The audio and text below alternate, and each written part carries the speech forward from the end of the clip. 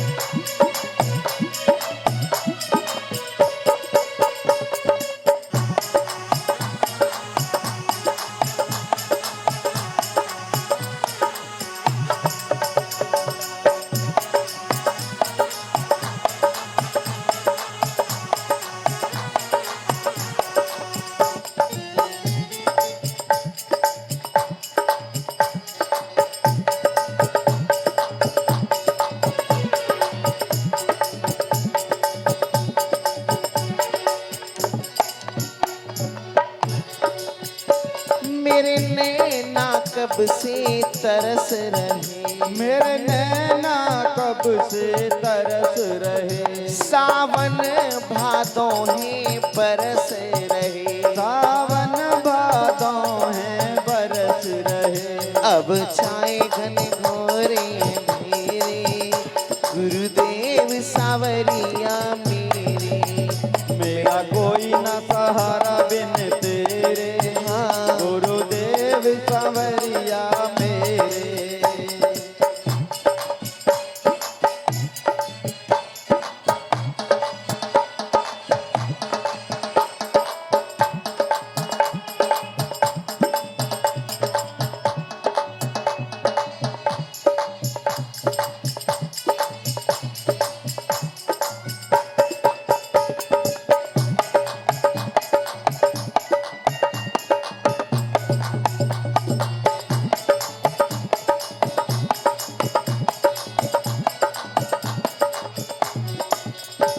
प्रभु आ जाओ, प्रभु आ जाओ, प्रभु आ जाओ, प्रभु आ जाओ, प्रभु आ जाओ, प्रभु आ जाओ, प्रभु आ जाओ, प्रभु आ जाओ।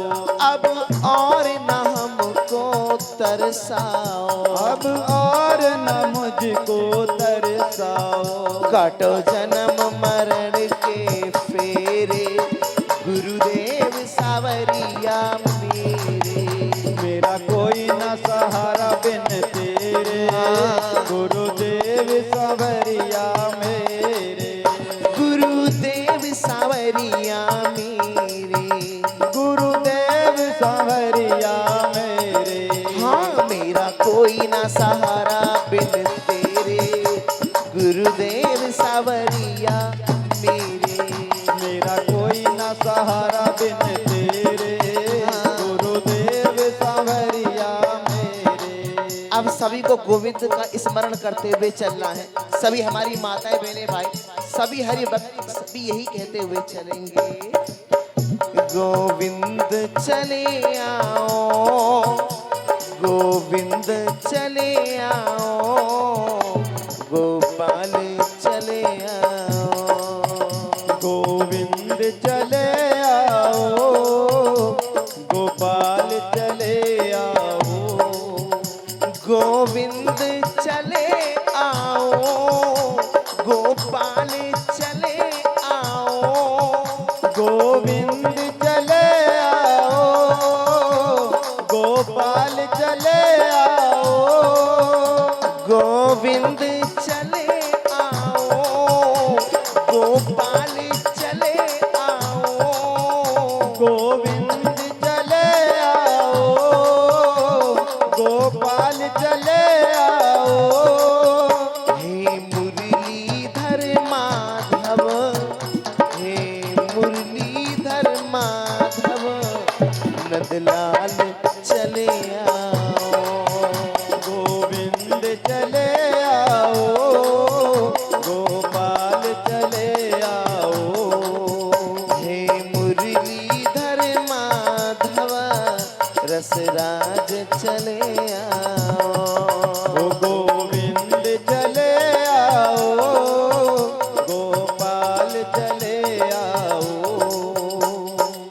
दोनों हाथ ऊपर करेंगे पूरे पूरे, और अंत में कह दो गोविंद चले आओ, गोपाल चले आओ, गोविंद चले आओ, गोपाल चले आओ, गोविंद चले आओ, गोपाल चले आओ, गोविंद चले आओ, गोपाल चले आओ, गोविंद चले आओ,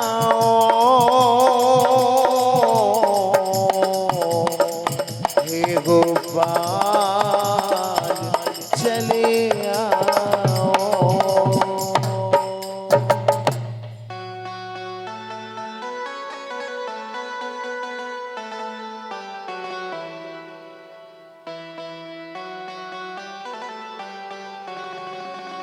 हे मुरलीधर माधवा, नंदलाल चले आओ।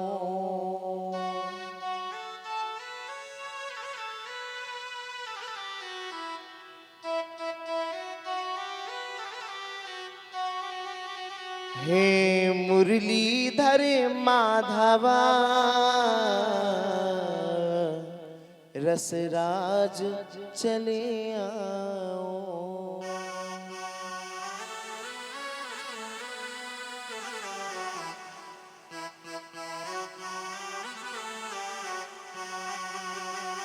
बोलो बांके बिहारी लाल की, बोलो श्री राधे रानी सरकार की, बोलो खाटू नरेश की, बोलो श्रीमद् भागवत ज्ञान महायज्ञ की।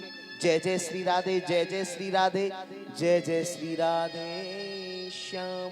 तो ब्रज में रहना है तो क्या कहना है, और वृंदावन में रहना है तो राधे राधे कहना है। जैसा कि सभी जानते, सभी को बोध है कि आज हम सभी माता पिता गुरु गोविंद के अनुकंपा से कथा के चतुर्थ दिवस में प्रवेश करने जा रहे हैं। और भगवत प्रेमियों, आज परम पिता परमेश्वर जगत गुरु जगदीश्वर भगवान श्री कृष्ण का जन्म महा उत्सव भी है, जिसको आज हम सभी बड़े धूमधाम से मनाएंगे।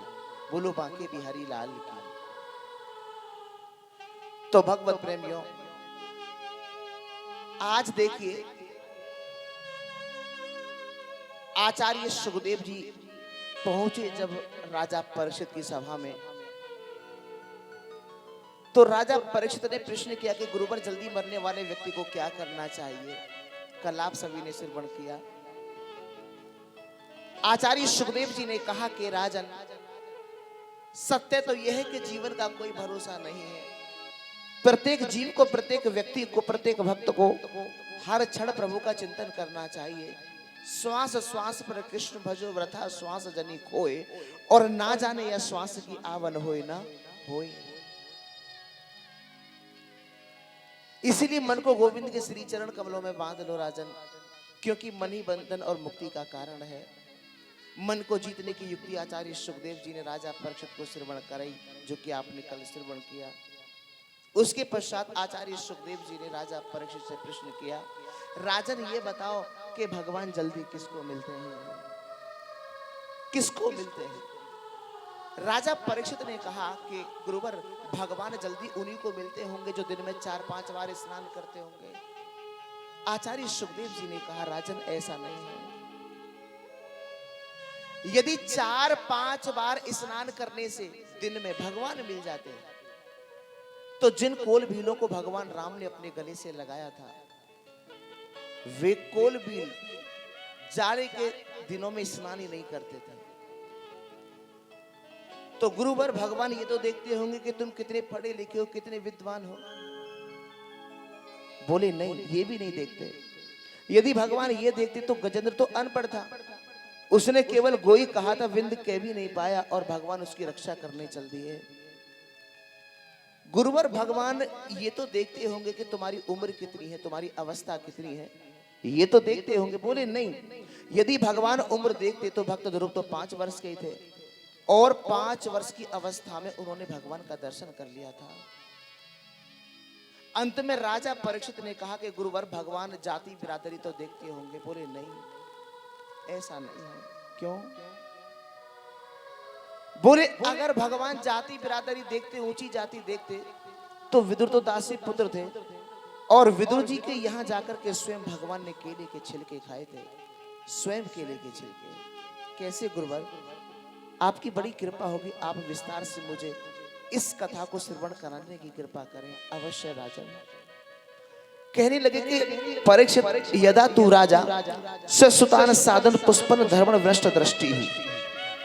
आचार्य सुखदेव जी कहते हैं कि राजन, पांडवों के साथ में कौरव जब अन्याय कर रहे थे, जब पांडवों को लाक्षागृह में जलाने का षड्यंत्र किया जा रहा था, तो उस समय विदुर जी महामंत्री हैं बंधुओं, तो विदुर जी धृतराष्ट्र के सामने आकर के बैठे और उन्होंने कहा कि राजन, अन्याय की बेल कभी हरी भरी नहीं होती, अन्याय की बेल पर कभी न्याय का फल नहीं लगता।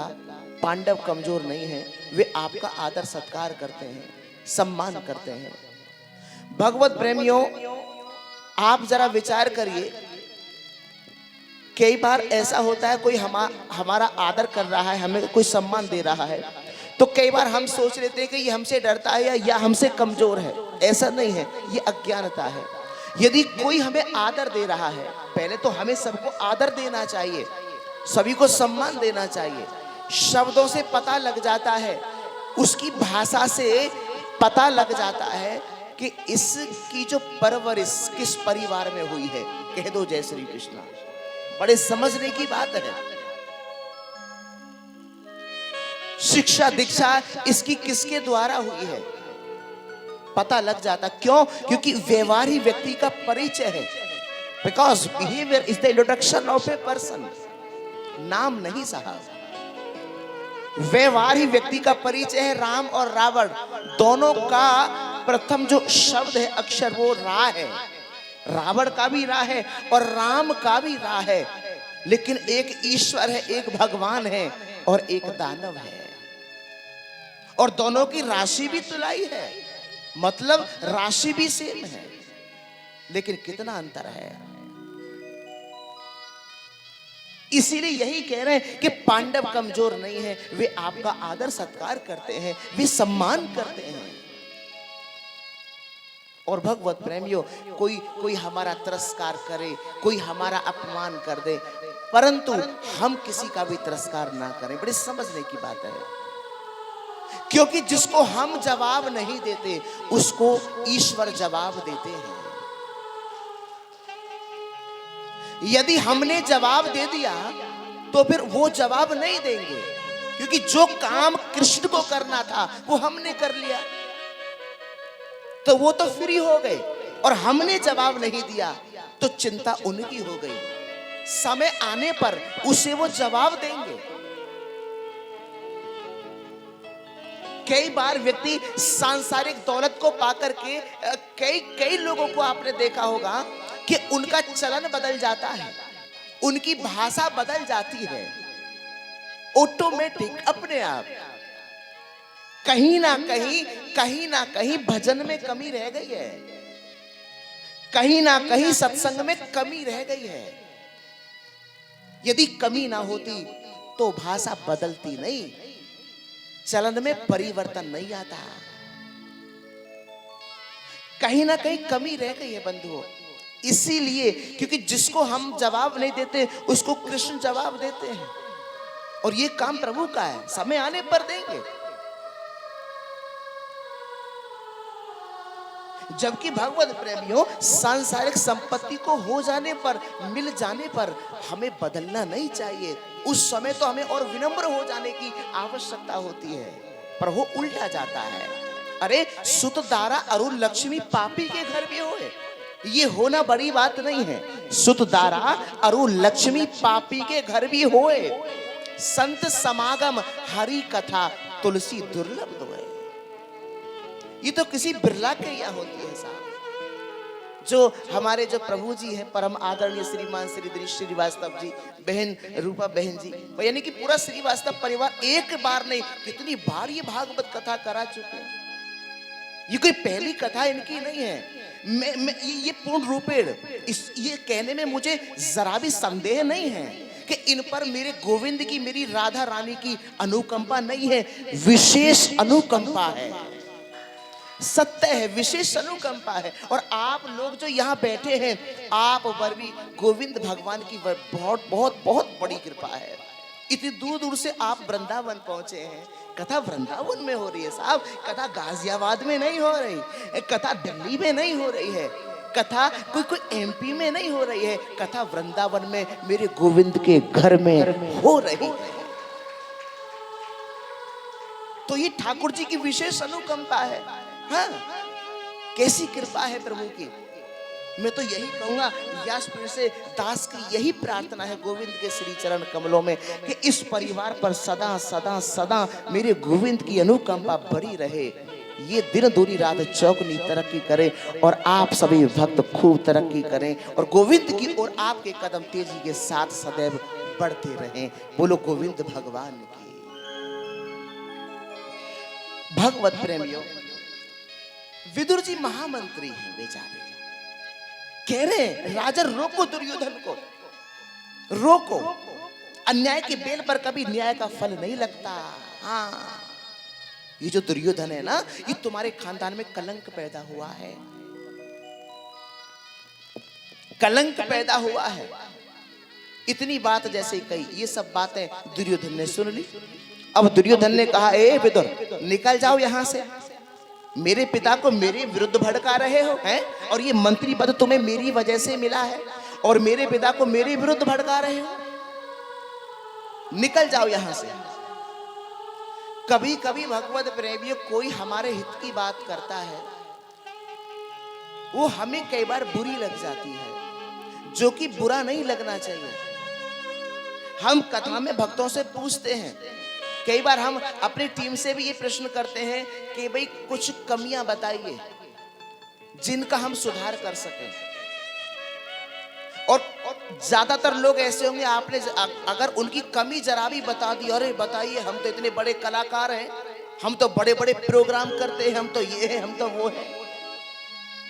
अरे भैया, मंच किसी का सगा नहीं है, यहाँ अच्छे अच्छे फेल हो जाया करते हैं। ये अहंकार है। कोई कमी बताए वो हमारा दुश्मन नहीं है, हमारा मित्र है कि नहीं? भाई कमी कोई बताएगा क्या? अपना बताएगा। अभी एक समय की बात है, मैं इंडियन आइडल देख रहे थे हम टेलीविजन पे, तो वो सिंगिंग का कार्यक्रम में, गाने का कार्यक्रम चल रहा था। तो एक बच्चे ने एक गाना गाया, सॉन्ग गाया, तो सभी ने उसकी प्रशंसा की, सभी ने तारीफ की। तुमने बेटा बहुत अच्छा गाया, वाह क्या स्वर तुमने लगाया, वाह बहुत अच्छा गाया, आनंद आ गया, है कि नहीं? हम लोग भी कल कर रहे थे ना, यहाँ पे कर रहे थे या नहीं? वाह बहुत अच्छे, वाकई आनंद आया। जो भी 1 घंटा हम आप रहे, वाकई बहुत आनंद आया। क्योंकि आनंद कब कहाँ आ जाए कोई पता नहीं है। आनंद को पाने के लिए, आनंद को प्राप्त करने के लिए ये नहीं है कि कोई बड़ा संगीत हो, बड़ा साउंड हो, बड़ा मंच हो, है ना, अपार दौलत हो, नहीं। ऐसे ऐसे लोगों को देखा है जो अरबपति है, वो रो रहे हैं, गुरुजी बड़े परेशान है। अरे परेशान क्यों भैया, तुम तो अरबपति हो, क्यों रो रहे हो? क्योंकि कोई तन दुखी, कोई मन दुखी, कोई धन बिन रहे तो उदास, और थोड़े थोड़े सब दुखी सुखी राम के दास। केवल भगवान का भक्त सुखी है। जिस दिन पूर्ण रूपेण हम अपने जीवन की बागडोर को कृष्ण के हाथों में समर्पित कर देंगे, आपको कल की चिंता नहीं रहेगी। ये पक्की बात है, कल की चिंता नहीं रहेगी। इसे आप गलत वे पे मत ले जाइएगा कि फिर तो कर्म करना छोड़ दे। नहीं, कर्म करना अनिवार्य है, वो तो करना पड़ेगा। लेकिन प्रभु को संग लेके, जैसे पांडवों ने भगवान को संग लेके हर कदम जीवन में उठाया, ऐसे अब भगवत प्रेमियों। लेकिन वहां अनुमलिक बैठे हुए तो उन्होंने कहा, बेटा तुमने अच्छा नहीं गाया, तुमने अच्छा नहीं गाया। इन लोगों की तरह मैं भी अगर तुमसे ये कह दूं कि तुमने बहुत अच्छा गाया, तो बेटा तुम यहीं रुक जाओगे, तुम आगे प्रयास नहीं करोगे। इसलिए तुमने अच्छा नहीं गाया बेटा, तुम्हें अभी और सीखने की आवश्यकता है, नीड है। इसे कहते हैं मित्र। प्रशंसा जो करे वो अपना नहीं, बड़े समझने की बात है। जो हमारी कमी दिखाए, बताए, जो हमें दर्पण दिखाने का काम करे साहब, वो हमारा मित्र है, वो मित्र है, वो शत्रु नहीं है। लेकिन जो हमारी कमी बताए हम उसको शत्रु समझ लेते हैं, और जो हमारी प्रशंसा करे उसे हम अपना मित्र समझ लेते हैं। यही हम मार खा जाते हैं। कह दो बांके बिहारी लाल की, यही मार खा जाते हैं। जैसे दुर्योधन भड़क गए, निकल जाओ यहां से, मंत्री पद से निष्कासित कर दिया। अब बेचारे विदुर जी निकल गए, कोई बात नहीं। अब विदुर जी एक वन में छोटी सी पर्णकुटी बना के रहते हैं बंधुओं, पति पत्नी, बस ओम नमो भगवते वासुदेवाय मंत्र का जाप करते हैं। एक दिन की बात, बेचारे विदुर जी ने पत्नी से कहा, देवी आज ना पूरा हस्तिनापुर दुल्हन की तरह सज रहा है। पत्नी बोली, क्यों स्वामी, क्यों? आज तो कोई दीपावली भी नहीं है, कोई होली नहीं, कोई उत्सव नहीं, आखिर क्यों? इसलिए देवी, क्योंकि आज ना हमारे द्वारकाधीश की रथ यात्रा आने वाली है। आहा, जैसे विदुरानी ने इतनी बात सुनी, आंखें भर आई। विदुरानी ने कहा कि स्वामी हम कैसे मिलेंगे हमारे कन्हैया से? अब आपका मंत्री पद तो है नहीं, हम कैसे मिलेंगे कन्हैया से स्वामी? विदुर जी ने कहा, रो क्यों रही हो देवी? रोइएगा नहीं। अरे अगर हम कन्हैया को नहीं देख पाएंगे तो कोई बात नहीं देवी, यदि हमारे कृष्ण की एक दृष्टि भी हमारे ऊपर पड़ गई तो हम समझेंगे कि हमारा जीवन धन्य हो गया, धन्य हो गया। रो मत देवी, रो मत। वो तो ठीक है स्वामी, लेकिन कन्हैया आएंगे, हम कैसे मिलेंगे कन्हैया से? चिंता ना करो देवी, चिंता ना करो तुम। सज्जनों, द्वारकाधीश की रथ यात्रा को आगमन भयो, भीड़ लगी है, और भीड़ में सबसे पीछे विदुर जी और उनकी पत्नी खड़े हैं। लाखों नर नारी आरती उतार रहे हैं भगवान की, और लाखों नर नारी पुष्प वृष्टि भी कर रहे हैं, परंतु कन्हैया ने ना तो आरती को देखा, ना पुष्पों की वृष्टि को देखा। मेरे कृष्ण तो अपनी दृष्टि को घुमा घुमा के देख रहे हैं। क्यों? क्योंकि भगवान के दरबार में सब एक समान है। इंसान भेद करे तो करे, लेकिन भगवान कभी भेद नहीं करते। जो भेद करे वो इंसान है, और जो भेद कभी ना करे वही भगवान है, वही भगवान है। भगवान के दरबार में ना कोई छोटा होता है, ना बड़ा होता है, ना काला होता है, ना गोरा होता है, ना अमीर होता है, ना गरीब होता है, ना धनवान होता है, ना पदवान होता है। भगवान के दरबार में सब एक समान होते हैं, एक समान। इसलिए मेरे प्रभु तो सबकी ओर दृष्टि घुमा घुमा के देख रहे हैं, घुमा घुमा के देख रहे हैं। इसी का नाम प्रेम है साहब, बिकॉज गॉड इज लव। प्रेम ही परमात्मा है, और जहां प्रेम है वहां परमात्मा है, और जहां प्रेम नहीं है वहां परमात्मा होते हुए भी नहीं है, नहीं है। आहा, इतना ही नहीं बंधु,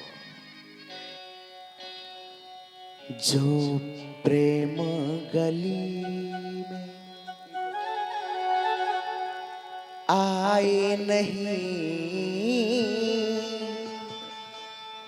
प्रियतम का ठिकाना क्या जाने।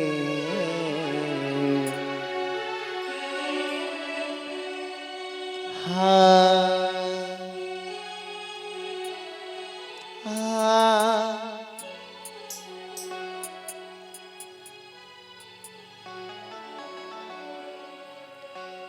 और जिसने कभी प्रेम किया ही नहीं,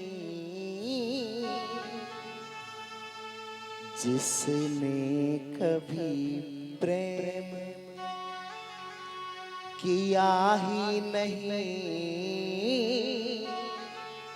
वो प्रेम निभाना क्या जाने। जो प्रेम गली में आए नहीं, प्रियतम का ठिकाना क्या जाने।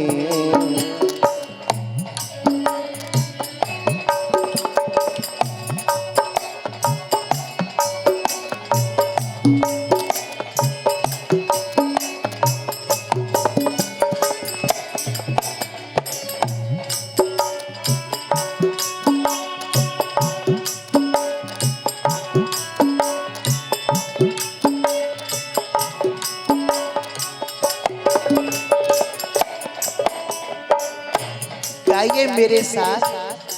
जो प्रेम गली में आए नहीं, प्रियतम का ठिकाना क्या जाने। जो प्रेम गली में आए नहीं, प्रियतम का ठिकाना क्या जाने। और जिसने कभी प्रेम किया ही नहीं, वो प्रेम निभाना क्या जाने। जिसने कभी प्रेम किया ही नहीं, वो प्रेम निभाना क्या जाने। जो प्रेम गली में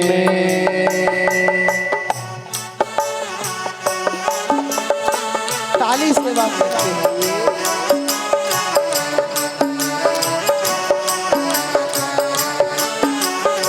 हरी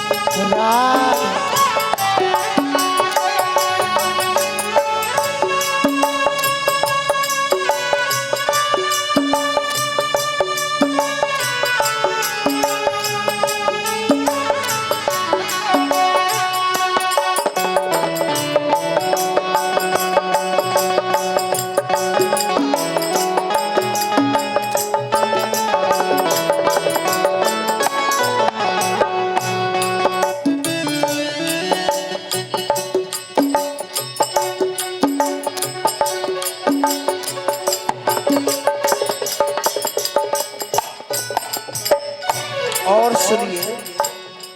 जो वेद पढ़े और भेद करे, जो भेद करे और भेद करे। जो वेद पढ़े और भेद करे, जो वेद पढ़े और भेद करे। जो वेद पढ़े और भेद करे। जो वेद पढ़े और भेद करे। मन में नहीं निर्मलता आए, मन में नहीं निर्मलता आई। मन में नहीं निर्मलता आए। कोई कितना भी चाहे ज्ञान कहे, कोई कितना भी चाहे ज्ञान कहे, भगवान को पाना क्या जाने। कोई कितना भी चाहे ज्ञान कहे भगवान को पाना, क्या जाने जिसने कभी प्रेम किया ही नहीं वो प्रेम निभाना, क्या जाने जो।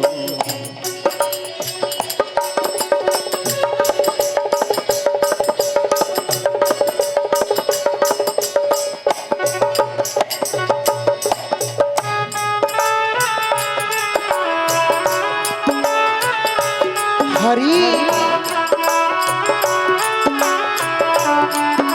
श्री राधे।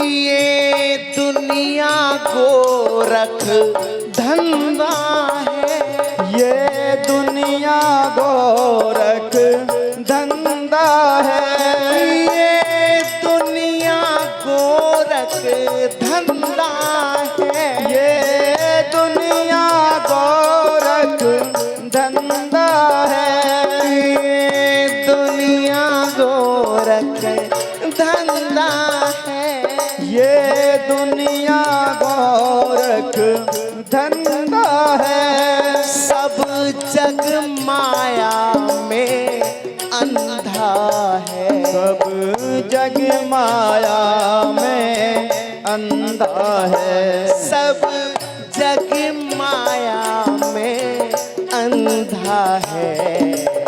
बहुत ध्यान देंगे।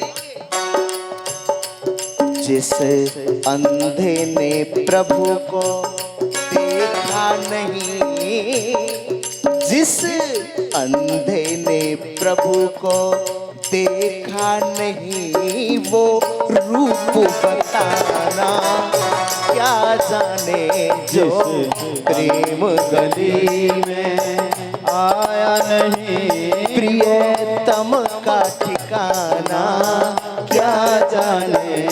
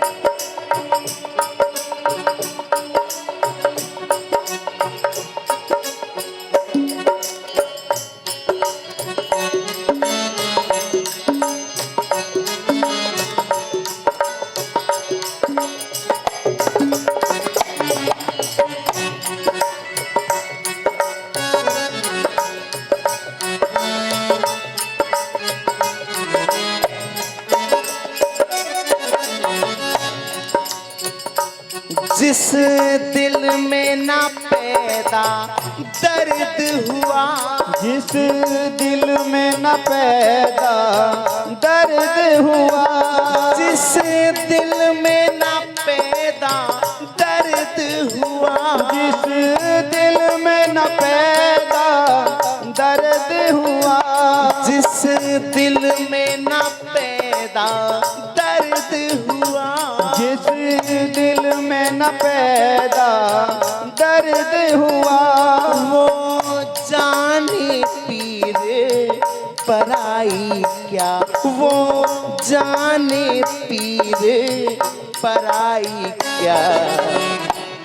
मेरा है दीवानी मोहन की, मेरा है दीवानी मोहन की। संसार दीवाना क्या जाने, मेरा है दीवानी मोहन की। संसार दीवाना क्या जाने।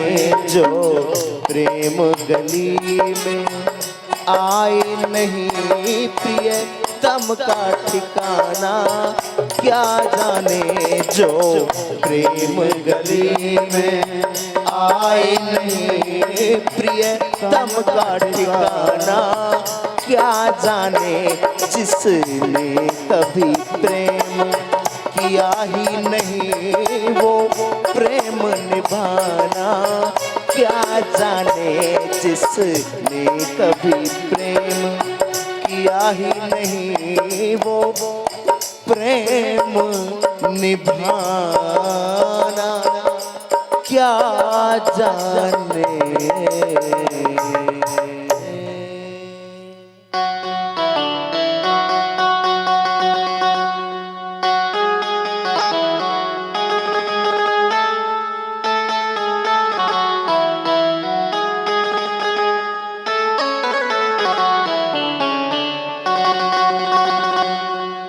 जो वेद पढ़े और भेद करे,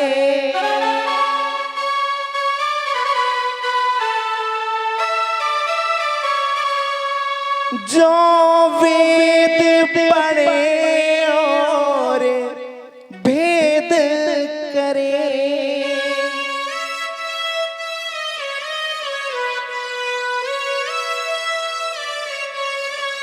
मन में नहीं निर्मलता आई,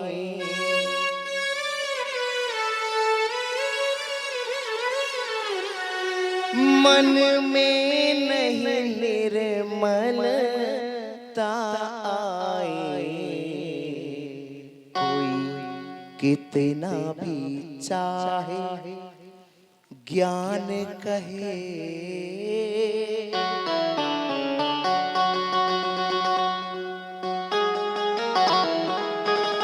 भगवान को पाना क्या जाने।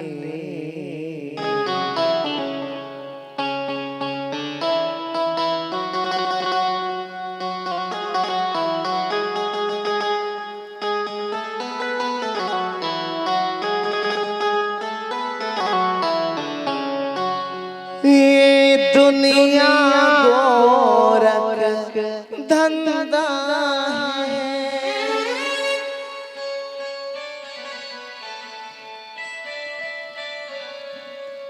ये दुनिया गोरख धंधा है।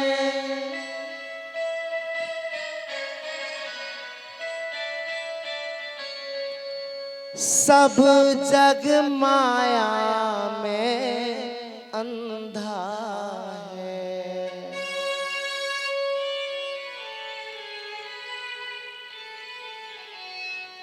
सब जग माया में अंधा है।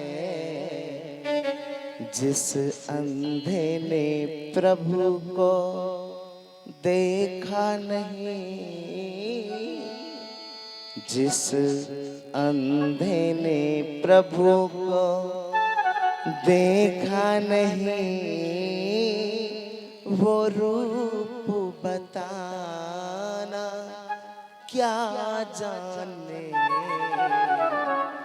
जो प्रेम गली में आए नहीं प्रियतम का ठिकाना क्या जाने।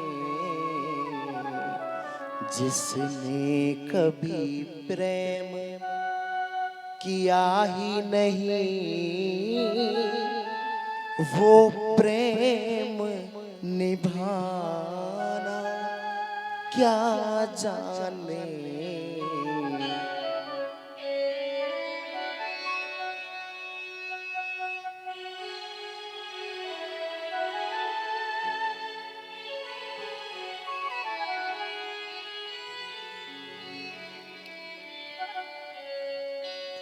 जो प्रेम गली में आई नहीं, प्रियतम का ठिकाना क्या जाने। अरे जिसने कभी प्रेम किया ही नहीं, वो प्रेम निभाना क्या जाने। जबकि प्रेम ही ईश्वर है। मोहन प्रेम बिना नहीं मिलता, चाहे कर लो कोटि उपाय। यदि प्रेम नहीं है, भगवान नहीं मिलेंगे, कभी नहीं। बोलो बांके बिहारी लाल की। सब कुछ है, प्रेम नहीं है। कितना भी ज्ञान है और संसार में सब अधूरे हैं, सब अधूरे हैं। पूरे वर्ल्ड में सब अधूरे हैं, कोई भी संपूर्ण नहीं है। केवल एक संपूर्ण है, जिसे श्री कृष्ण कहते हैं। वो संपूर्ण है साहब, इसीलिए तो वो भगवान है, इसीलिए भगवान है। तो ब्रज में रहना है तो क्या कहना है, जोर से कहें। इसीलिए प्रभु ने भेदभाव नहीं किया, सभी की ओर दृष्टि घुमा घुमा के देख रहे हैं।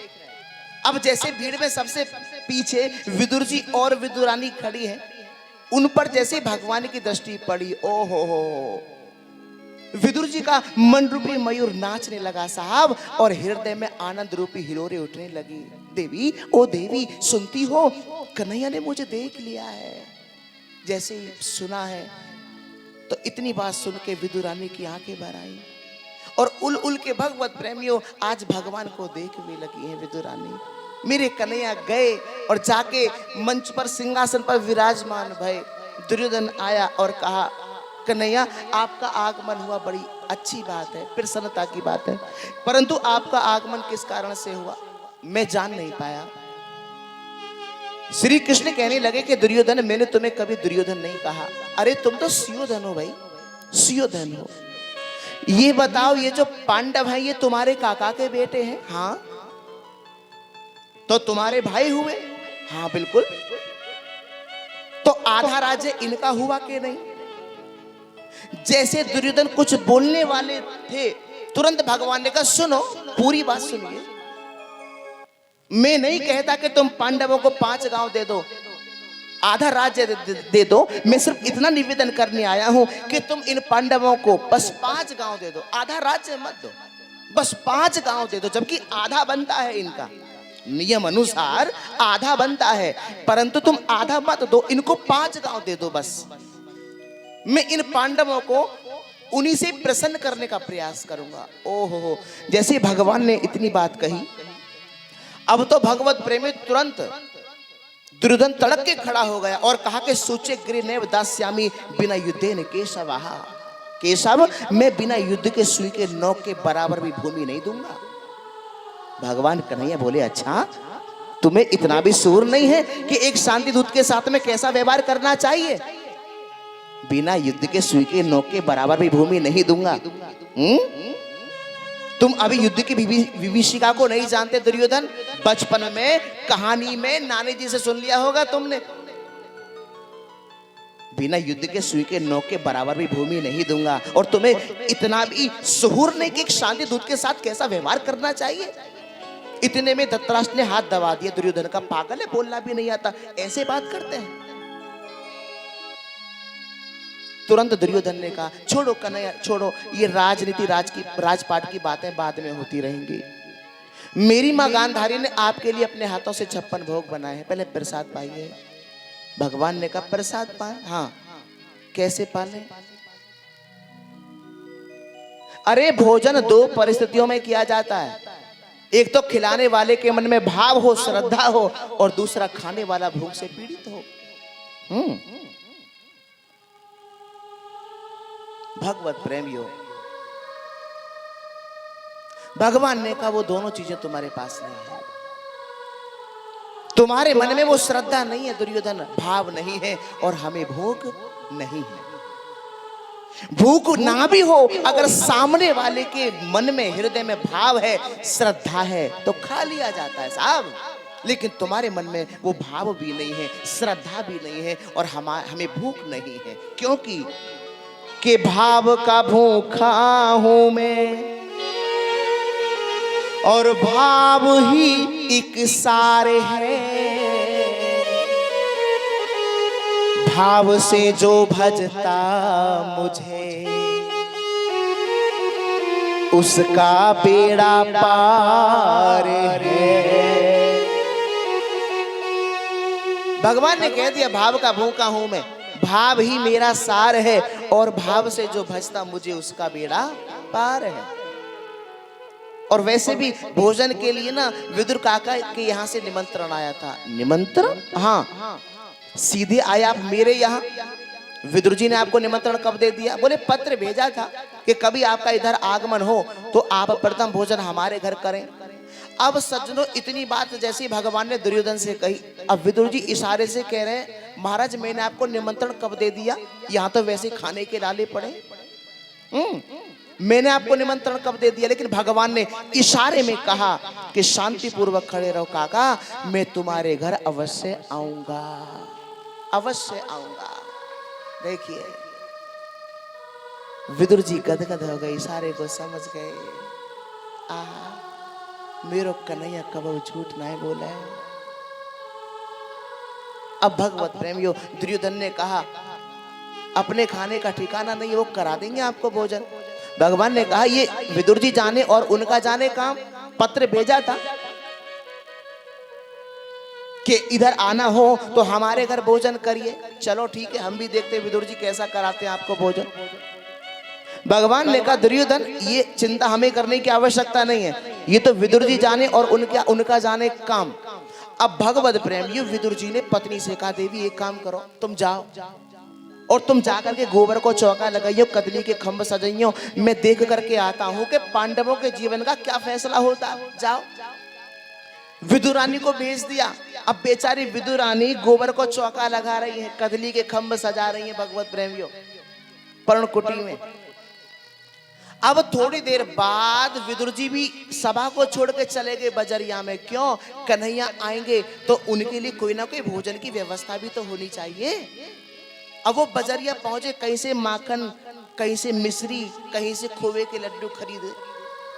अब इधर भगवान चले विदुर जी की कुटिया की ओर। विदुरानी ने गोबर को चौका लगाया, कदली के खंभ सजाए। अब स्नान में तन में है गई, स्नान कर रही हैं। भगवान श्री कृष्ण विदुर जी की कुटिया की ओर जा रहे, नंगे पग जा रहे हैं। देखा मतलब भगवान जो परमात्मा है, जो ईश्वर है, वो भक्त की ओर जा रहे हैं, भक्त के घर जा रहे हैं तो नंगे पग जा रहे हैं। क्यों? क्योंकि भगवान के लिए भक्त का घर मंदिर के समान होता है, इसीलिए। और मंदिर में चरण पादुका पहन के नहीं जाते। तो जाके द्वार खटखटाने लगे, आवाज लगाने लगे, क्योंकि काकी तो स्नान में तन में है। आवाज लगा रहे काकी काकी, ओ काकी काकी। अब विदुरानी ने जैसे सुना, अरे ये तो मेरे कन्हैया की सी आवाज है।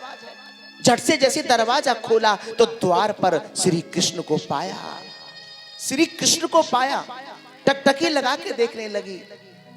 कन्हैया सोचने लगे ये तो मेरे आगमन की खुशी में बावरी है गई है। अपनी चुनरिया भगवान ने ली और विदुरानी के ऊपर फेंकी, उन्होंने उसे ओढ़ लिया। अब बहुत देर रह गई, भक्त देखे भगवान को, भगवान देखे भक्त को। सज्जनों, इसके पश्चात आज स्वयं श्री कृष्ण कहने लगे काकी, ओ काकी काकी काकी काकी, हमें भीतर आने को नहीं कहोगी? अरे लाला मैं भी कैसी बावरी है गई हूँ। अरे लाला तुम भीतर आओ, कन्हैया द्वार पे खड़े हो, भीतर आओ। कन्हैया कहने लगे जब आप कहोगी तभी तो आएंगे काकी। अरे लाला मैं भी बड़ी बावरी है गई हूँ, आओ बैठो। आज श्री कृष्ण को भगवत प्रेमी पूरे आंगन में नचा दिया विदुरानी ने, एक लकड़ी का पटरा लेके। कन्हैया ये जगह शुद्ध है, यहाँ बैठिए। जैसे कृष्ण बैठने को लगे, ना ना कन्हैया ये भी जगह शुद्ध नहीं है, ये भी जगह पवित्र नहीं है, यहाँ नहीं कृष्ण, इधर आ जाओ, यहाँ बैठो। जब बैठने लगे, ना ना कन्हैया ये भी जगह शुद्ध नहीं है, यहाँ बैठिए। पूरे आंगन में नचा दिया, लकड़ी का वो पटरा उल्टा बिछा दिया और वो द्वारकाधीश उसी पटरे पर विराजमान हो गए। बोलो द्वारकाधीश भगवान की। आप जरा विचार करिए, वो परमात्मा श्री कृष्ण, उनको कोई बोध नहीं है, कोई ज्ञात नहीं मैं कहां बैठा हूं। और हम कहीं जाते हैं तो व्यवस्था देखते हैं, खाने पीने की क्या व्यवस्था है, बैठने की क्या व्यवस्था है कि नहीं। हम किसी शादी विवाह पार्टी में जाते हैं, है ना, ऐसा देखते हैं या नहीं। लेकिन आप लोग नहीं देखते, आप तो बहुत अच्छे हैं। हम उनकी बात कर रहे हैं जो ऐसा सोचते हैं, है कि नहीं। किसी शादी विवाह पार्टी में हम जाएं, बिल्कुल मत देखिए खाने की क्या व्यवस्था है, बिल्कुल मत देखिए बैठने की क्या व्यवस्था है। देखना है ना तो सिर्फ व्यक्ति का भाव देखना है, भाव देखना, क्योंकि जहां भाव है वहां आपको सारी चीजें प्राप्त हो जाती हैं साहब। एक जगह की बात है, एक बहन जी ने भजन संध्या का कार्यक्रम कराया, आयोजन। भगवत प्रेमी वो बहन, अगर मैं उसे निर्धन कहूं तो ये गलत हो जाएगा, क्योंकि निर्धन उसे कहते हैं जिसके पास में भगवान नाम का धन नहीं है। निर्धन उसे नहीं कहते जिसके पास में सांसारिक दौलत नहीं है। परंतु सज्जनों, उनके पास में सांसारिक दौलत नहीं थी, परंतु रूहानियत का धन अपार है। रहने की व्यवस्था वो भी कोई बस ठीक है, राधे राधे, प्रभु का भजन। हमने उनके घर में एंट्री की, ओ हो रियल हम आपको बता रहे हैं, हमें बड़ी खुशी मिली, बड़ी प्रसन्नता मिली। और भजन संध्या का टाइम था, समय पर हम पहुंचे। उसके बाद बोले कि गुरुजी भोजन कर लीजिए। हमने कहा बहन जी भोजन नहीं करेंगे क्योंकि हम लेट हो जाएंगे, फिर हमें समय से कार्यक्रम शुरू करना है। बोल नहीं पहले भोजन कर लो। हमने कहा नहीं नहीं नहीं, ये सब लोग कर लेंगे पर अभी हम नहीं करेंगे जब तक कार्यक्रम विश्राम नहीं हो जाएगा। सबने प्रसाद पाया, हमने नहीं पाया। अब भगवत प्रेमी, उसके बाद जब कार्यक्रम हुआ रात को 1 बज गया था, फिर हमने स्वयं कहा, जबकि ऐसा था कि इधर उधर मतलब खाना बिल्कुल वो बंद है, कह दो जय श्री कृष्णा। तो भगवत प्रेमी, लेकिन हमने उस बहन से स्वयं कहा कि बहन जी अब भोजन लेकर के आइए, अब हम भोजन करेंगे। भगवत प्रेमी, हम आपसे क्या कहें, जब हमने भोजन किया मेरे पास शब्द नहीं है, उसमें कितना आनंद था। मेरे पास शब्द नहीं है, ऐसा मन कर रहा था कि बस पाते जाओ पाते जाओ पाते जाओ पाते जाओ। और उस बहन की इस कथा को मैं कई कथाओं में सुना चुका हूँ, कह चुका हूँ। वाकई वहां कोई गुलाब जामुन नहीं थे साहब, वहां काजू की बर्फी नहीं थी, इमरती नहीं थी, केवल एक आलू गोभी की सब्जी थी और पूड़ियां थी। मैं क्या बताऊं, मेरे पास शब्द नहीं है। मुझे कितना आनंद आया, कितना आनंद आया। उन्होंने जो कार्यक्रम था तो उन्होंने सोचा, जो हमारी उनसे बात हुई थी तो उन्होंने सोचा कि गुरुजी ने सिर्फ अपनी दक्षिणा बताई है, जो साथ में संगीत वादक है उनकी नहीं बताई। तो उन्होंने मुझको दक्षिणा दी, बोली गुरुजी अब इनको क्या क्या देना है वो बता दो। हमने कहा बहन जी आपको कुछ नहीं देना है, अब हमें इनको देना है। बताइए, उस बहन से बड़ा धनी भला और कौन हो सकता है, कौन हो सकता है। वो कथा में आती है, पागल हो जाती है। पागल तो सभी है, सब पागल हैं। कोई धन के लिए पागल है, कोई पद के लिए पागल है, लेकिन माय डियर सबसे बड़ा पागल तो वो है जो मेरे बांके बिहारी के लिए पागल है।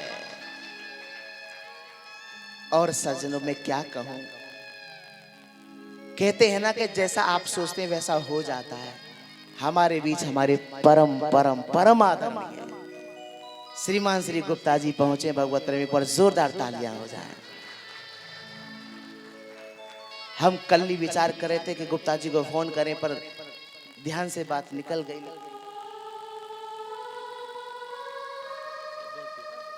बहुत सुंदर, एक बार और गुप्ता जी के लिए जोरदार तालियां हो जाएं।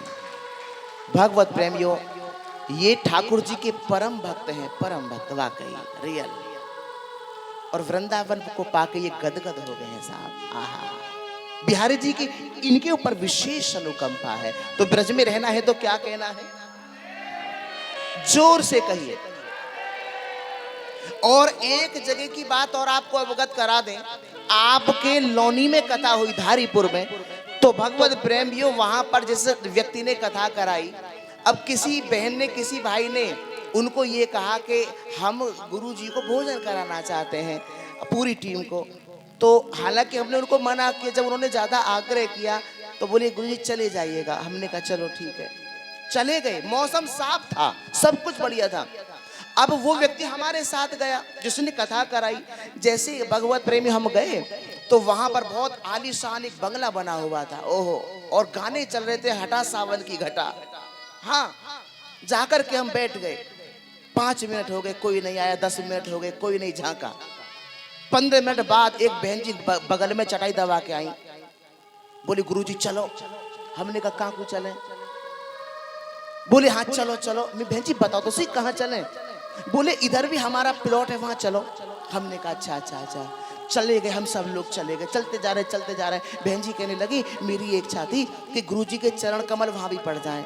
हमने कहा बहन जी ये तो हम बाद में भी घूम लेते वहां। हाँ, तो सज्जनों जैसे पहुंचे, कम से कम वो 3-4 बीघा का प्लॉट होगा। बहुत ध्यान देके सुनेंगे यहाँ पर। अब जैसे वहां गए तो वहां टीन सेट पड़ा हुआ था, 2-4 चारपाई खड़ी हुई थी। जैसे चारपाई बारिश में जब भीग जाती है ना तो उसकी जो रस्सी है वो फूल जाती है ना। अब वो पहले तो वहां झाड़ू लगाने लगी तो धूल उड़ रही थी। हमने कहा बहन जी परेशान मत होइए, इन्हीं चारपाई को नीचे झुका दीजिए। झुका दी, हम लोग उस पे बैठ गए।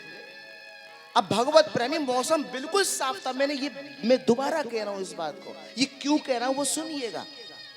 अब उसके पश्चात वो परोसने लगी, कोई पूरी लेके आ रहा, कोई सब्जी लेके आ रहा घर से, वहां 3 बीघा प्लॉट पे। हाँ, अब भगवत प्रेम ये कोई बात नहीं। मैंने कहा बहन जी मेरी इच्छा नहीं है भोजन की, बिल्कुल भी हम भोजन नहीं करेंगे, ये लोग कर लेंगे। नहीं नहीं नहीं नहीं ऐसा ना करो गुरुजी, थोड़ा सा तो ले लीजिएगा। हमने कहा चलो ठीक है, नहीं मान रहे तो। भगवत प्रेमियों उन्होंने सबको भोजन परोसा। हमने कहा बहन जी आप एक काम करिए, नहीं मान रहे तो थोड़ी खीर दे दीजिए बस। उन्होंने खीर दी। सज्जनों जैसे ही हमने चम्मच से वो खीर उठाई, बहुत ध्यान देंगे, जैसे उठाई मुख तक गई नहीं थी, तुरंत तूफान आ गया और सारे भोजन में धूल ही धूल भर गई। हमने कहा बहन जी ये क्या हुआ? मौसम तो ठीक था। बोले पता नहीं गुरुजी। हमने कहा छोड़ा, परेशान मत होइए, समझो कर लिया हमने भोजन, आप चिंता ना करो। अब उन्होंने अपनी सासू जी से कहा, बोली कि मैं दक्षिणा दे दूं। अब लाओ मम्मी, इनको दक्षिणा भी देनी है सबको।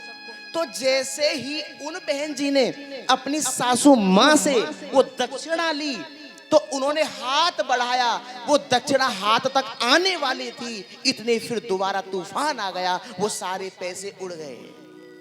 हम समझ गए कि मेरा गोविंद नहीं चाहता कि हम इनके यहाँ भोजन करें या इनकी दक्षिणा भी स्वीकार करें। हम चले आए। हमने उस व्यक्ति से कहा घर मत कहना, हम लोग भोजन करके नहीं आए हैं, रात्रि का समय था। बोले नहीं कहूंगा, मैं कहना नहीं।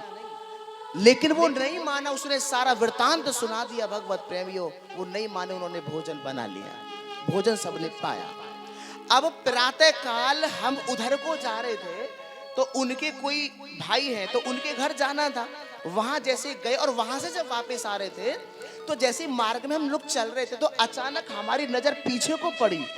अब पीछे को देखा तो वही बहन जी खड़ी थी, जो बहन जी बगल में चटाई दबा के कह रही थी गुरुजी चलो। लेकिन ध्यान रखना, उन बहन जी का चेहरा जो कल था ना वो आज नहीं था।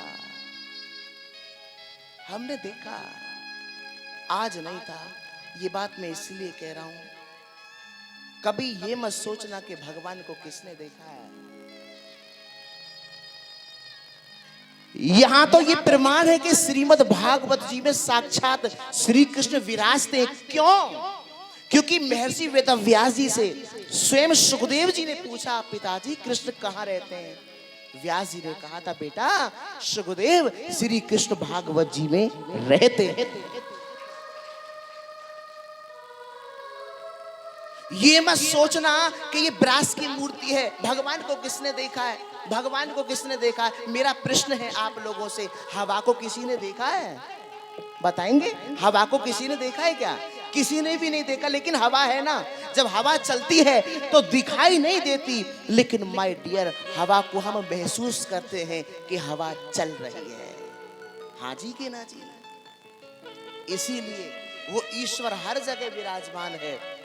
इस बैलून्स, इन गुब्बारों के अंदर भी है, सब में है, इस माइक के अंदर भी है साहब। आपके घर तक पावर हाउस से लाइट जा रही है, आपको दिखाई क्या देता है? लाइट, बिजली, वो बिजली दिखाई देती है या वायर, तार दिखाई देता है? तार ही तो दिखाई देता है, बिजली तो दिखाई नहीं देती। लेकिन मुझे ये बताइए कि इसमें जो सत्य है वो तार है या वो लाइट है, बिजली है? बिजली है ना। तार सत्य नहीं है, बिजली सत्य है। और वो दिखाई, जो सत्य है वो दिखाई नहीं देता। आपका मोबाइल फोन किससे चल रहा है? नेटवर्क से। दिखाई क्या देता है? मोबाइल। जो दिखाई नहीं देता वो क्या है? नेटवर्क है। सत्य नेटवर्क है या मोबाइल है? सत्य नेटवर्क है। कह दो जय श्री कृष्णा। वो दिखाई नहीं देता। बड़ी समझने की बात है। इसलिए मेरी माताओं, बहनों, भाइयों, मेरे प्रभु श्री कृष्ण हर जगह। लोगों ने सवाल किया कि ये लिख दिया है रामचरितमानस में कि हरि व्यापक सर्वत्र समान, कहाँ है भगवान? प्रहलाद जी ने कहा कि पिताजी इस खंबे में भगवान है। प्रहार किया और खंबे से नरसिंह भगवान का अवतार हुआ। हम इस दीवार को फोड़ते हैं, क्या निकलेंगे भगवान? नहीं निकलेंगे। इसका मतलब है नहीं है, भगवान है, लेकिन तुम्हारे अंदर विश्वास नहीं है। अगर विश्वास होगा तो भगवान हर जगह उपस्थित होगा, हर जगह। इसीलिए विश्वास की कीमत है। विश्वास जहां है भगवान वहां है। बोलो कृष्ण भगवान। तो ब्रज में रहना है तो क्या कहना है? जोर से कह दो एक बार और। मेरे प्रभु बैठ गए, उल्टे पटरे पर बैठे, उन्हें पता नहीं है साहब, उन्हें बोध नहीं है। देखा, बोध नहीं है। आज अपने पेट पे हाथ फिराने लगे, बोले काकी काकी बड़ी जोरों की भूख लग रही है, कुछ खाने को नहीं मिलेगा? आहा हा, इतनी बात कन्हैया ने जैसे कही, विदुरानी की आंखें भर आई। काकी रो क्यों रही हो? अरे कन्हैया, ये तो परम सौभाग्य है कि आपके चरण कमल हम गरीबों की कुटिया में पड़े। लेकिन कन्हैया, हमारे घर में ऐसी कोई वस्तु नहीं है जो मैं आपको भोजन के रूप में दे सकूं। काकी नहीं है तो कोई बात नहीं, कोई बात नहीं, रो क्यों रही हो? नहीं लाला, कितना सौभाग्य है आपके चरण कमल हमारी कुटिया में पड़े। लेकिन दुर्भाग्य तो देखो कन्हैया, हमारे घर में ऐसी कोई वस्तु नहीं है जो मैं आपको भोजन के रूप में दे सकूं। हाँ, एक काम हो सकता है। क्या? कि आप यही विराजो, मैं बजरिया जा रही हूँ, मैं बगीचे में जा रही हूँ और वहां से कुछ कदली के फल तोड़ के लाती हूँ। सज्जनों, कृष्ण बैठे हैं, काकी बगीचे में गई, कुछ कदली के फल तोड़ के ले आई और ला करके बंधुओं सामने रखे, बैठी है, फल तोड़ा, उस फल को छीलने लगी। फल को छीला है बंधुओं, छील के फल को दूर फेंक दिया और केले के छिलके को कृष्ण के हाथ में दिया। मेरे कन्हैया ने बड़े प्रेम से पाया। कृष्ण कहने लगे काकी ये तो बड़ा मीठा है। अच्छा, अरे लाला क्यों ना कृष्ण, ये और लो कृष्ण। दूसरा फल तुरंत तोड़ा और फिर उसको छीलने लगी। जैसे छीला है, छील करके फल को दूर फेंक दिया और केले के छिलके को कृष्ण के हाथ में दिया। पाया काकी ये तो वासे भी ज्यादा मीठा है। अरे लाला, अरे कन्हैया, जब तुम मीठो बताओ तो मीठा ही होएगा। और वैसे भी कन्हैया, इन पौधों में ना मैं अपने हाथों से जल देती हूँ, अपने हाथों से। नाना काकी ये तो वासे भी ज्यादा मीठो है काकी, वासे भी ज्यादा मीठो है। वाह, धन्य मेरे कृष्ण, आपकी महिमा का वर्णन भला कौन कर सकता है।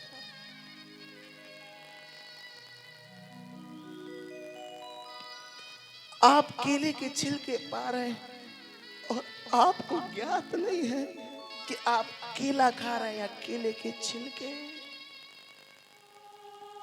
आप ईश्वर हैं, आप वस्तु को नहीं देखते कृष्ण, आप तो केवल भक्त के भाव को देखते हैं। ना जाने कौन से गुण पर दया निधि रींझ जाते हैं। एक नहीं, दो नहीं, चार नहीं, 40 छिलके मेरे गोविंद भगवान पा गए। 35-40 छिलके। जब कृष्ण ये कहते हैं ना कि काकी ये तो वासे भी ज्यादा मीठो है, काकी ये तो वासे भी ज्यादा मीठो है, तो विदुर रानी को और खुशी होती है और प्रसन्नता होती है। बजरिया से लौटे विदुर जी द्वार पे आके आवाज लगाने लगे, देवी देवी देवी, ओ देवी। झट से खड़ी हुई विदुर रानी द्वार पे आई। काहे को हल्ला मचा रहे हो स्वामी, का बात है गई है, का बात है गई? आज भरी सभा में मेरी कन्हैया ने देवी मेरो कितनो स्वागत करो, कितनो स्वागत करो। और देख मेरे कन्हैया कब वो झूठ ना बोले, आने वाले होंगे। देख या में खोवे के लड्डू है, या में माखन है, जा में मिश्री है। हाँ तुम भीतर जाओ और मेरे कन्हैया आने वाले होंगे, मैं कन्हैया को द्वार पे खड़ा स्वागत करूंगा। विदुर रानी ने कहा स्वामी आने वाले नहीं हैं, हमारे गोविंद हमारे कृष्ण आए हुए बैठे हैं। आ गए? हाँ कहाँ हैं? भीतर ले गई हाथ पकड़ के। देखो ये रहे कृष्ण, देखो कृष्ण विराजे हैं और बड़े प्रेम से कदली के फल पा रहे हैं। विदुर जी ने देखा हाथ में केले का छिलका उल्टे पटरे पर विराजमान है, फल दूर पड़े हैं। देवी, हाँ स्वामी, ये तुम कृष्ण को क्या खिला रही हो? स्वामी बड़े प्रेम से कदली के फल पा रहे। कदली के फल या केले के छिलके खिला रही हो? केले के छिलके और नहीं तो क्या? जैसे विदुर रानी का ध्यान टूटा, अरे कृष्ण मैं आपको केले के छिलके खिला रहे थे। भगवान ने कहा केले के छिलके? काकी मुझे ज्ञात नहीं है, मैं नहीं जानता। मैं तो सिर्फ इतना जानता हूं कि मेरी काकी मुझ को जो भी कुछ खिला रही है वहां में मेरी काकी को प्रेम है, अनुराग है। मीरा से लोगों ने कहा मीरा राग में गाओ। क्या गा रही हो? मीरा राग में गाओ, राग में। मीरा ने कहा राग वाग में नहीं जानती, मैं राग में नहीं, मैं अनुराग में गा रही हूं। कृष्ण कह रहे हैं काकी मुझे ज्ञात नहीं है, मैं नहीं जानता कि मैं क्या खा रहा हूं। मैं सिर्फ इतना जानता हूं कि मैं जो भी कुछ खा रहा हूं और मेरी काकी मुझको जो भी कुछ खिला रही है वहां में मेरी काकी को प्रेम है, अनुराग है, बस इतना जानता हूं काकी। विदुर रानी रोने लगी, हिलकिया दे दे के रो रही है। लाला मोते गलती है गई, कन्हैया मोते अपराध है गो, मैंने अनजाने में आके तुम्हें केले के छिलके खिला दिए। कृष्ण मो तुम क्षमा कर दइए, मोते गलती है गई, मोते अपराध है गयो। कृष्ण कहने लगे काकी ऐसी कोई बात नहीं है। विदुर जी ने हाथ जोड़े, हाथ जोड़ करके विदुर जी कहने लगे कृष्ण हमसे बहुत बड़ी गलती हो गई, अपराध बन गया। जो अनजाने में आके तुम्हारी काकी ने तुम्हें केले के छिलके खिला दिए, हमें क्षमा कर देना कृष्ण। कृष्ण कहने लगे काका ऐसी कोई बात नहीं है, आप ऐसी बातें क्यों कर रहे हैं? नहीं नहीं काका आप रोइएगा नहीं। नहीं लाला, आपके चरण कमल या गरीब की कुटिया में पहली बार पड़े हैं और दुर्भाग्य देखिए कि हम आपको एक वक्त का भोजन भी नहीं करा सके और खिलाया भी तो क्या, तुम्हें केले के छिलके खिला दिए। कृष्ण हमें क्षमा कर देना। कृष्ण कहने लगे काका ऐसी कोई बात नहीं है, ऐसी कोई बात नहीं है काका, रोना नहीं काका। विदुर जी ने खोवे का लड्डू लिया, कृष्ण के हाथ में दिया, कन्हैया ये खोवे का लड्डू है, इसे पालो। कन्हैया ने ले लिया और थोड़ा सा पाया भी। पाने के बाद कृष्ण विदुर जी को वापस वो लड्डू देने लगे। विदुर जी को लगा कि इनकी काकी ने अनजाने में आके इनको केले के छिलके जो खिला दिए हैं, वही बात ते कन्हैया नाराज हो गए हैं। लाला मैं जानता हूँ कृष्ण, हमसे गलती हुई है, हमसे अपराध हुआ है, लेकिन कृष्ण इस अपराध की हमें इतनी बड़ी सजा मत दो। ये खोए का लड्डू पाल कृष्ण,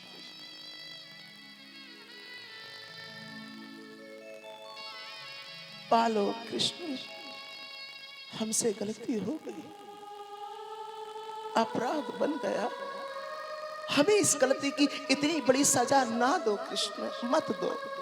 नहीं नहीं काका, ऐसी कोई बात नहीं। तो फिर ये खोए का लड्डू क्यों नहीं पाते हो? काका बुरा ना मानो तो मैं एक बात कहूं। हाँ कहो। काका जो स्वाद उन छिलकों में था, जो स्वाद काका उन छिलकों में था, वो स्वाद इस लड्डू में नहीं है।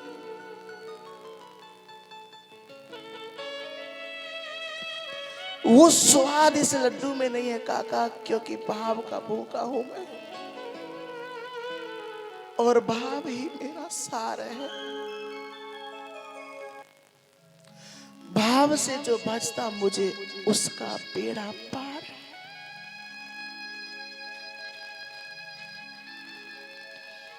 उसका बेड़ा पार है।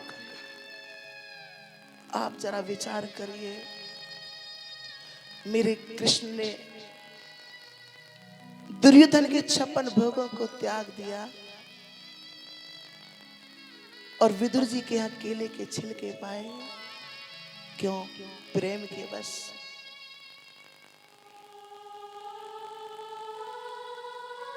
पूछा है भगवान से कि प्रभु आपके 24 अवतार हुए हैं, जगह जगह आपके भक्त आपको भोग लगाते हैं, ये बताइए। उद्धव ने प्रश्न किया है, प्रभु आपके जगह जगह आपके भक्त आपको भोग लगाते हैं, ये बताइए कि सबसे ज्यादा आनंद आपको कहां के भोग में आया?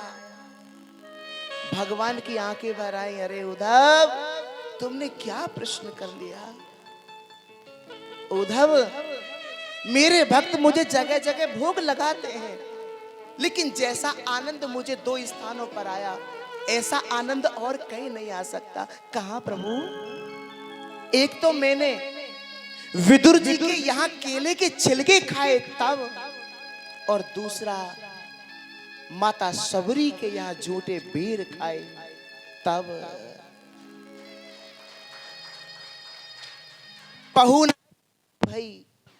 पहुनाई मेरी भई केवल 2 ही बेर, पहुनाई मेरी भई केवल 2 ही बेर, एक विदुर घर साग की, दूजी सबरी बेर।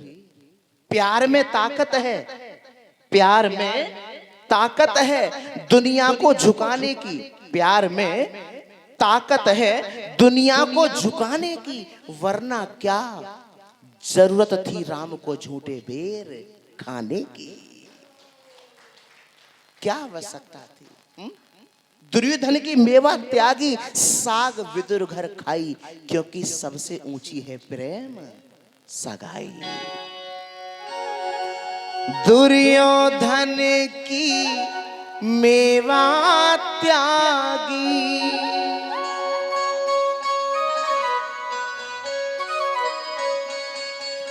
दुर्योधन की मेवा त्यागी, साग विदुर घर खाई। हाँ साग विदुर घर खाई, सबसे ऊंची प्रेम सगाई, सबसे ऊंची प्रेम सगाई, सबसे ऊंची प्रेम सगाई, सबसे ऊंची प्रेम सगाई। दुर्योधन की मेवा त्यागी, दुर्योधन की मेवा त्यागी, दुर्योधन की मेवा त्यागी, दुर्योधन की मेवा त्यागी, साग विदुर घर खाई। कान्हा साग विदुर घर खाई, सबसे ऊंची प्रेम सगाई, सबसे ऊंची प्रेम सगाई। उठा लो दोनों हाथों पर बड़े वाले हाथ, बोलो श्याम सुंदर भगवान की।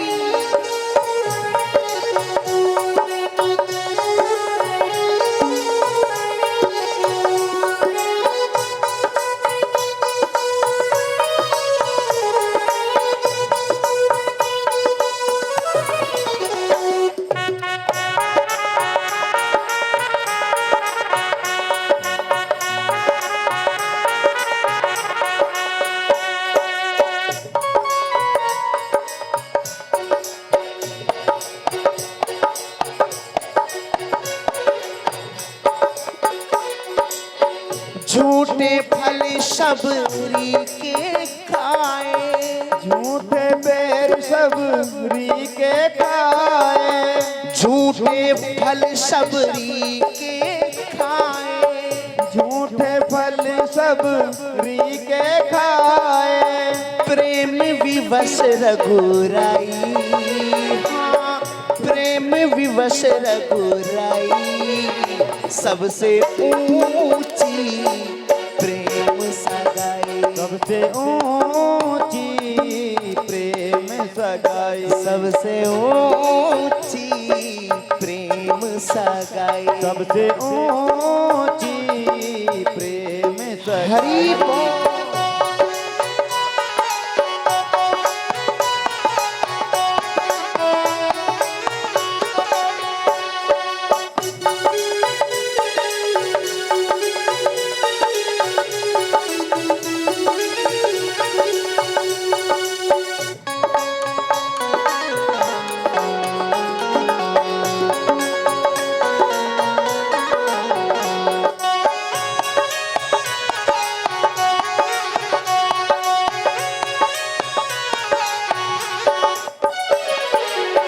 प्रेम के बसे अर्जुन रथ हाँ क्यों, प्रेम के वशी अर्जुन रथ हाँ क्यों। प्रेम के बसे अर्जुन रथ हाँ क्यों, प्रेम के वशी अर्जुन रथ हाँ क्यों। भूल गए ठकुराई कान्हा, भूल गए ठकुराई, सबसे ऊंची प्रेम सगाई। सबसे ऊंची प्रेम सगाई। सबसे ऊंची प्रेम सगाई। ऊंची प्रेम सगाई।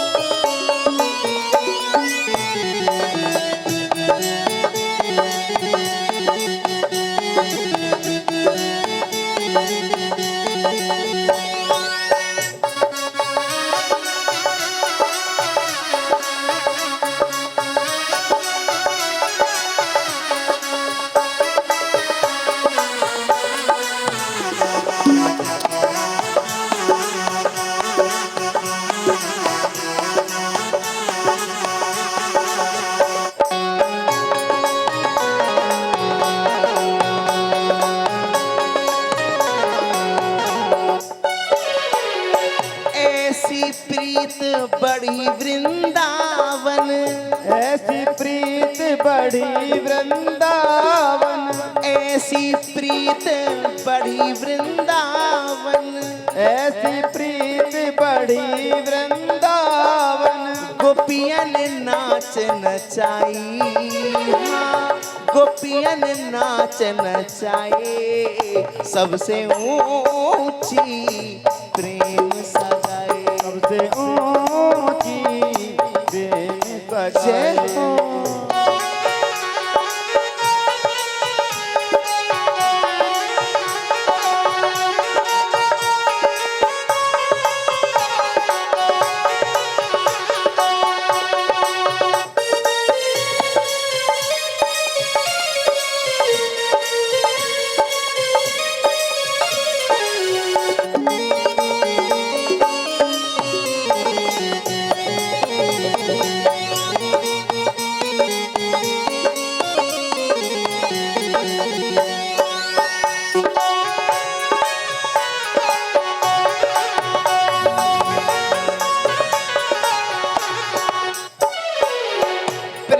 बस नृप सेवा कीनी, प्रेम के बस अब सेवा कीनी, प्रेम के बस नृप सेवा कीनी, प्रेम के बस सब सेवा कीनी। आप बने हरि नाई, हाँ आप बने हरि नाई, सबसे ऊंची प्रेम सगाई, सबसे ऊंची प्रेम सगाई, सबसे ऊंची प्रेम सगाई, सबसे ऊंची प्रेम सगाई। हरि बोल जय राधे। आहा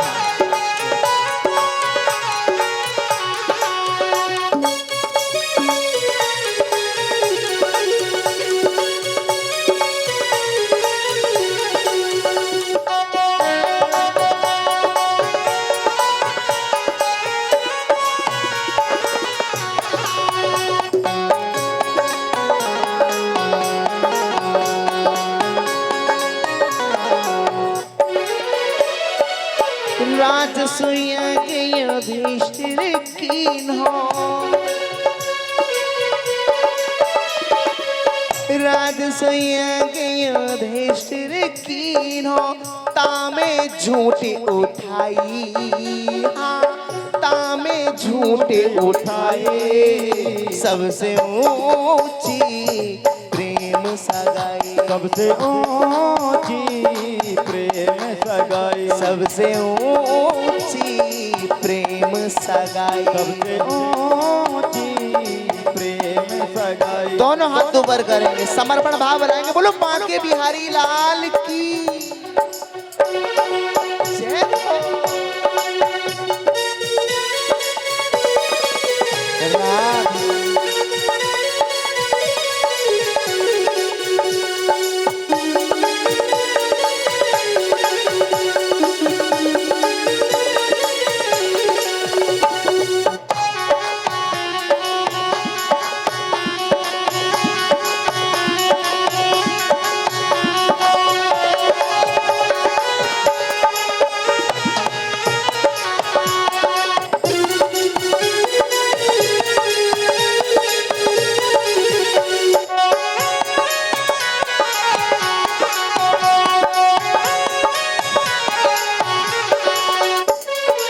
सूरदास इस लायक नहीं, सूरदास इस लायक नाही, सूरदास इस लायक नहीं, सूरदास इस लायक नाही।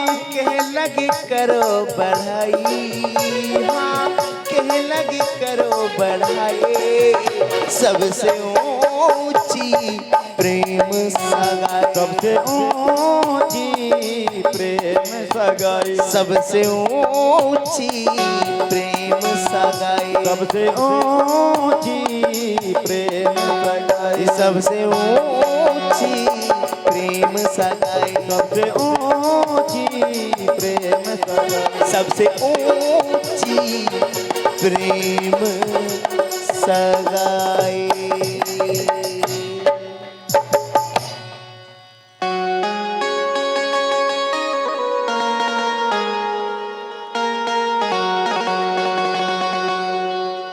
दुर्योधन की मेवा त्यागी,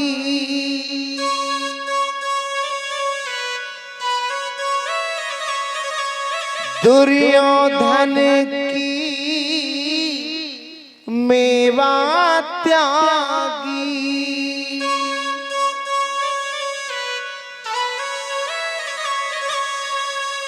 साग विदुर घर खाई,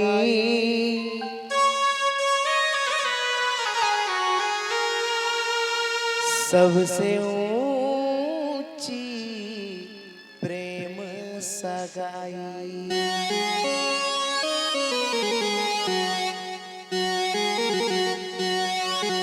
सबसे ऊंची प्रेम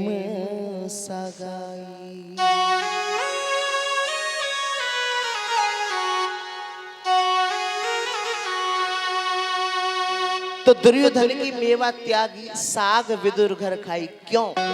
क्योंकि सबसे ऊंची है प्रेम सगाई। बोलो बांके बिहारी लाल की, बोलो श्री राधा रानी सरकार की, बोलो वृंदावन बिहारी लाल की, बोलो राधा बल्लभ लाल की।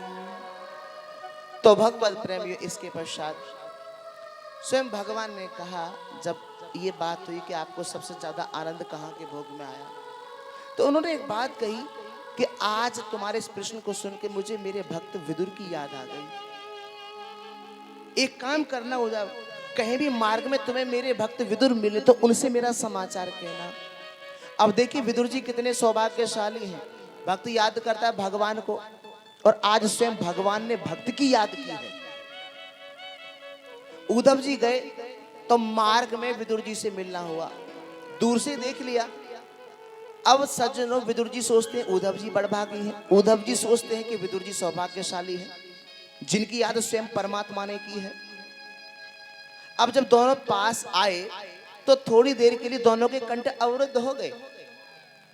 अब थोड़ी देर पश्चात उद्धव जी ने विदुर जी को भगवान का किशोर दिव्य चरित्र कह सुनाया, और इसके बाद अंत में उद्धव जी ने एक बात कही कि यदि आगे जानना चाहते हो, यदि आगे जानने की तुम्हारे मन में जिज्ञासा है, तो आप हरिद्वार में जाओ। हरिद्वार में एक संत है जिनका नाम है मैत्री मुनि। बंधुओं, विदुर जी गए हरिद्वार। अब जैसे मैत्री मुनि की कुटिया के द्वार पर पहुंचे तो देखिए दौड़ करके मैत्री मुनि ने विदुर जी को अपने अंक में भर लिया और कहा, महात्मन, आज या गरीब की कुटिया पे आपको आगमन कैसे भयो? विदुर जी दासी पुत्र हैं और मैत्री मुनि ब्राह्मण हैं, परंतु के जात पात पूछ ही नहीं कोई, हरि को भजे सो हरि का होई।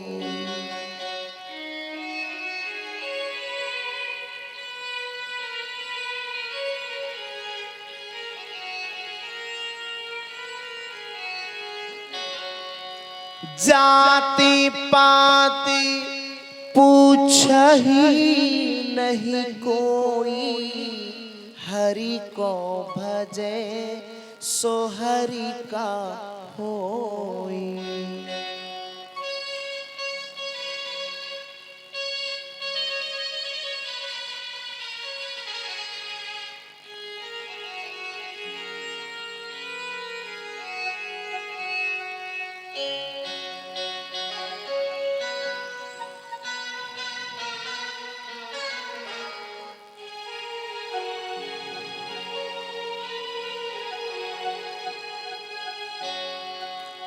जाति पात पूछे ही नहीं कोई, हरि को भजे सो हरि का होई। सज्जनों, जिसका संबंध परमात्मा से जुड़ गया वहां जाति बिरादरी क्या होती है। इसीलिए आज दौड़ के अंक में भर लिया और यही बात कही कि राजन सुनो, देखा तुमने, भगवान जाति बिरादरी भी नहीं देखते। विदुर जी का स्वयं ऐसे करके भगवान ने केले के छिलके पाए। कह दो जय श्री कृष्ण। तो भगवत प्रेमी विदुर जी ने आज मैत्री मुनि जी से कहा कि महात्मन, मैं शास्त्रों में तर्क नहीं करता, मैं शास्त्रों में वितर्क नहीं करता, कुतर्क नहीं करता। क्यों? क्योंकि शास्त्रों में तर्क वितर्क कुतर्क करना अपराध है। मैं सिर्फ आपसे ये जानना चाहता हूँ महात्मन, ये बताइए कि परमात्मा इस सारे सृष्टि को क्यों बनाते हैं? परमात्मा इस सारे सृष्टि को क्यों बनाते हैं? और इस संसार में कोई सुखी क्यों है, कोई दुखी क्यों है? आप कृपा करके बताइए। मैत्री मुनि ने कहा, सुनो महात्मन, ये जो संसार है ये परमात्मा की क्रीड़ा स्थली है। रही बात सुख और दुख की, तो को ना काहू सुख दुख करी दाता, और निज कृत कर्म भोग सबु विराता। भगवत प्रेमियों, जिस समय नारद जी ने भगवान से कहा था कि प्रभु दुष्ट कंस को कब मारोगे, तो भगवान ने एक बात कही थी नारद से कि नारद, मैं कौन होता हूं मारने और बचाने वाला? भाई जीव जैसा कर्म करता है वैसा ही फल भोगता है। हाँ, ये तो सुनिश्चित है कि कंस का जो पाप का घड़ा है वो पूरा भर चुका है और उसका फूटना सुनिश्चित है। पाप का घड़ा जब तक भरेगा नहीं तब तक फूटेगा नहीं। पर कई बार हमारे मन में ये बात आ जाती है, बताओ हम तो भगवान की इतनी भक्ति करते हैं, सेवा करते हैं, पूजा अर्चना आराधना साधना करते हैं, हमारे जीवन में पता ना दुख क्यों आ रहे हैं। हमारा पड़ोसी तो बड़ो पापी है, गरीबन को सतावे है कि नहीं, अब वो तो बड़ो सुखी है। वो सुखी पाप के कारण नहीं है, आप दुखी पुण्य के कारण नहीं है, उसके पूर्व जन्म के पुण्य कर्म किए हैं जिनके कारण वो सुख भोग रहा है, वो समाप्त हो जाएंगे, फिर पापों का नंबर शुरू हो जाएगा। हाँ के ना, आप अगर दुख भोग रहे तो पुण्य के कारण नहीं, ये सोच के पुण्य कर्म करना बंद मत कर देना। सज्जनों, आपके कुछ पाप कर्म किए गए थे जो अभी बाकी हैं। हाँ, जब वो समाप्त हो जाएंगे तो आपके जीवन में भी सुख आना आरंभ हो जाएगा, आरंभ हो जाएगा। भगवान हमारा मुकद्दर कभी नहीं बनाते। हाँ, ये तो है कि अगर हमने अपने जीवन की बागडोर को कृष्ण के हाथों में सौंप दिया तो जहां गोली लगने वाली होगी वहां कांटा चुभेगा, लेकिन चुभेगा जरूर। जी हाँ, चुभेगा जरूर भगवत प्रेमियों। तो मेरी माता बहनों भाइयों, हरि भक्तों, इसीलिए कहने का अर्थ यह है भगवत प्रेमियों कि भगवान भक्त की चिंता करते हैं। आज देखिए कह दिया, और इसके पश्चात बोले कि कर्म 3 प्रकार के होते हैं, संचित कर्म, प्रारब्ध कर्म और क्रियमान कर्म। देखिए संचित कर्म किसे कहते हैं? संचित कर्म की परिभाषा क्या है? बोले कि आज तक जो हमने कर्म किए सृष्टि की शुरुआत से जो कर्म हम करते चले आ रहे हैं उन्हें संचित कर्म कहते हैं। अफसोस यह है कि हमको उनके बारे में जानकारी नहीं है, कोई बोध नहीं है, ज्ञात नहीं है, क्योंकि इस शरीर में मैंने क्योंकि मैं आत्मा, बिकॉज आई एम सोल, मैं आत्मा हूं, मैंने ऐसे ना जाने कितने शरीर बदल दिए। हम और आप वृक्ष बने, हम और आप जानवर बने हैं, पशु पक्षी बने हैं। अरे ये तो भगवान की बड़ी कृपा हो गई जो मानव जीवन हमें दे दिया। परंतु विडंबना यह है कि इस मानव जीवन को पाके भोगों विलासों में गवाए जा रहे हैं। हाँ, कितने लोग वृंदावन में ऐसे हैं भगवत प्रेमियों कि जिनके पैकेज